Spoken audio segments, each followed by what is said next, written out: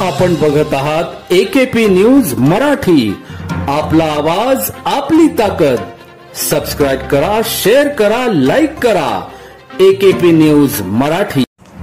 Nashik road लोहमार्ग police Naik Balu Awhad यांनी धडाकेबाज कारवाई करीत 32 लाखांचे सोने चोरी करून पश्चिम बंगालमध्ये पळून जाणाऱ्या आरोपीस पकडून पुणे शहर पोलिसांच्या ताब्यात दिले।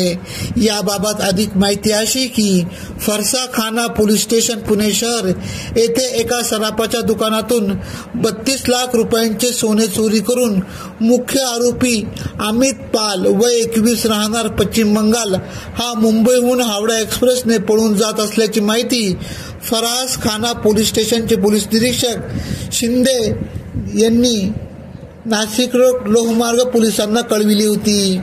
त्यानुसार रेल्वे पोलीस बाळू आव्हाड यांनी त्यांचे कसब कौशल्य पूर्णपणे लावत RPFचे पोलीस उपनिरीक्षक दिनेश यादव, मनीष कुमार सिंग यांच्या व नाशिक रोड शहर पोलीस स्टेशनचे पोलीस उपनिरीक्षक अजित शिंदे यांच्या मदतीने प्रभारी अधिकारी सचिन बरकर यांच्या मार्गदर्शनाखाली सदर आरोपीस ताब्यात घेऊन पुणे पोलिसांच्या स्वाधीन केले।